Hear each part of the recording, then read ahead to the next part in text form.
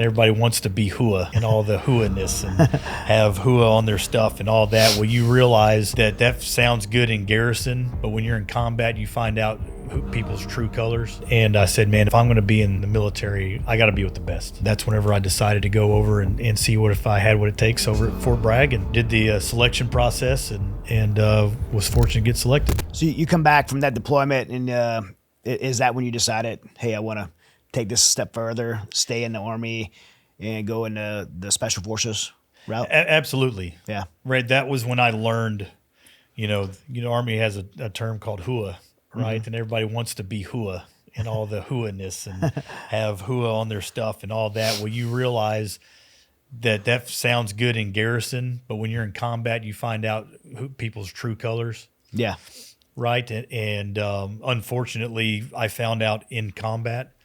And so I knew that this wasn't going to be a short war, or I figured it wasn't going to be at the time. And I said, man, if we're going to keep doing this, if I'm going to be in the military, I got to be with the best.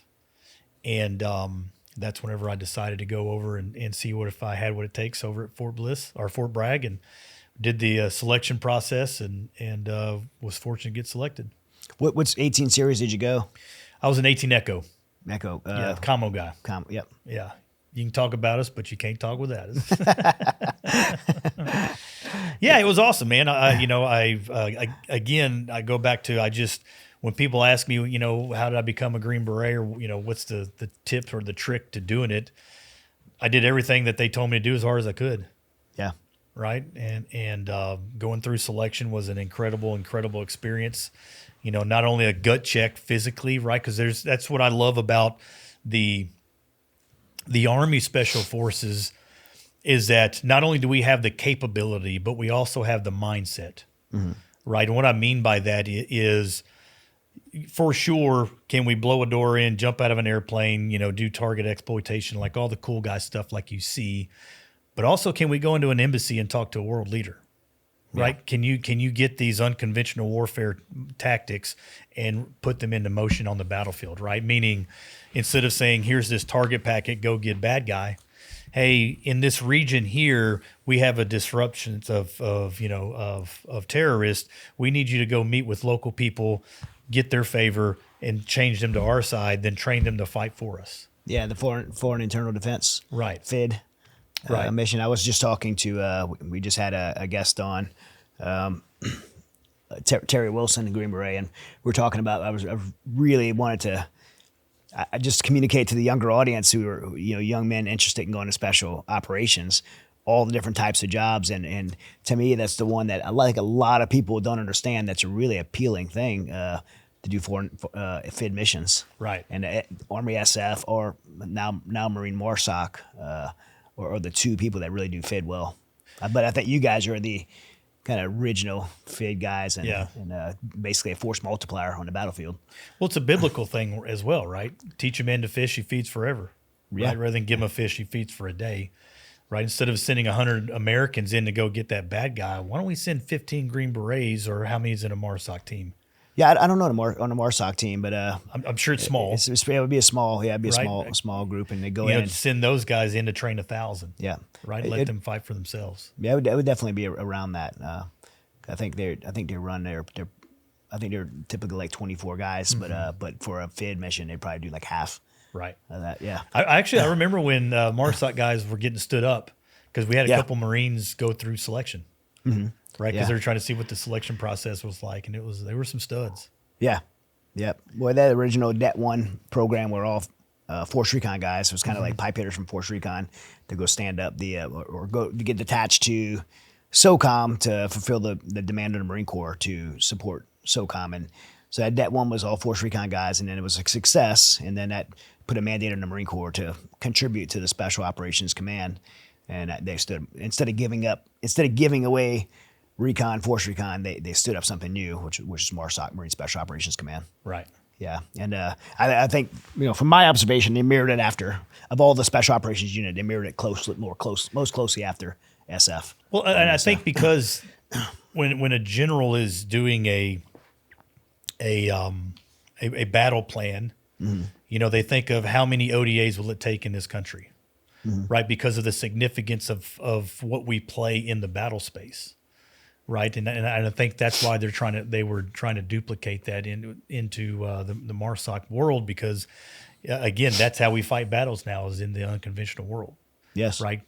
To your point, total different from the initial invasion of Iraq, where it was a conventional rolling tanks over, rolling these mass numbers of people. That's not going to happen again unless obviously things are real bad. Yeah. But then, you got once you deal with the insurgency, and then you look over a few countries over into Afghanistan, that war, the ODAs really played a really big role into doing the FID missions. So going to third group, I got to ask, what was your language? French. Yeah. Je ne parle pas français. Je suis américain. I don't speak French. I'm American. It's still crazy that they invest so much into Green Beret speaking French. Well, I think it's because of our significance in Africa. Right. Okay. Right. And that's kind of I don't want to say the main language in Africa, but it is a lot of French colony. I mean, I've been to Senegal, and speak it's French speaking. Yeah. Place there, and Djibouti and places like that. Yep. So like we do a lot of J sets over there in Africa, and third group owned it at the time, before we obviously took over Afghanistan, right? Because before, GWAT really kicked off and got hot and heavy. Fifth group was really more of the the Iraq, Afghanistan, Syria, that area. But obviously because of the just OPSEC or not OPSEC, op tempo. They had to get some help in third group. So third group went to owning Afghanistan, and they focused on Iraq and Syria. So you deployed to Afghanistan. I did. At third group.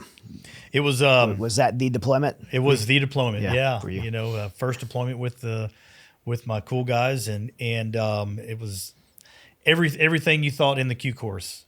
Mm-hmm. Right? We were very fortunate. I specifically was very fortunate to get tasked to an awesome ODA, right? Scott Ford, Kyle Walton, my team leader and team sergeant, they were just absolute studs, worked us hard, but because of that, we were the best, and we got the best mission, which at the time was to work with the Afghani Commandos.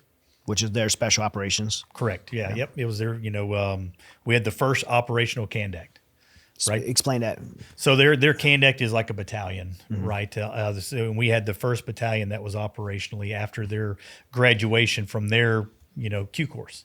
Yep. Right. The Commandos had selection kind of just like we did in the Q course and all this stuff. And if they could do a coordinated jumping jack, they were in. If they could do a coordinated and not eat the end of their barrel. Yeah. Or batteries. But yeah, so we had the first operation one. So we had the shiny new toy, right? And everybody wanted to see him in action.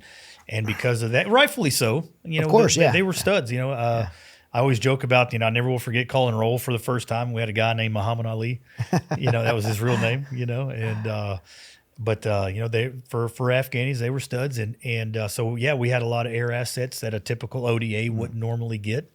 They're more mounted with vehicles or something like that, and so we did a lot of missions that we wouldn't normally get, and it was a great time. It was, from my observation of the Commandos, the main differentiator was there was more buy-in. There was a sense of patriotism, where a lot of times in Afghanistan they're been at war so long. Sometimes, sadly, I hate saying this, but because it's not a good look on them, but they're opportunists, right? They're whoever is the winning team, that's who they're gonna be with. Whoever's writing the check, that's who they're gonna be with. But loyalty, there could be a loyalty shift, right, on a different chain. But the Commandos seem to be patriots and have some buy-in. Absolutely. Yeah. A&A, I mean, I don't think, for those that are listening that never went over there, it wasn't out of the norm to have somebody be AWOL because he joined the Taliban. Yeah. And A&A, Afghan National Army. Right. And then you had many times, I know it has happened a lot for you guys and ODAs, is you'd have a interpreter turning fire on you guys or set you guys up. And two of my very dear friends, they were on an insider attack. Quite literally just got back from a mission. This was this seventh group. Yeah. I've been familiar with that. I was just talking to the guy yesterday, Marty. Marty's a dear friend of mine. Yeah, that was terrible. It was terrible. Yeah. Hey, Marty was in Operation Overland with me. Yeah. And hearing his story of what happened, right? And so yeah, you're Small right. world. Yeah. Small world. Yeah. That was, I mean, and that they, not only did he attack them, but it was a coordinated ambush. And Yeah, they have text messages of the guy saying, "Do it now." yeah. I mean, and that happened. And our AFO operation I was on, Really? we had one of our guys OGA trained and flipped on us, and we had 2 Americans, 10 Afghans killed, and it resulted in a pretty bad for me as well.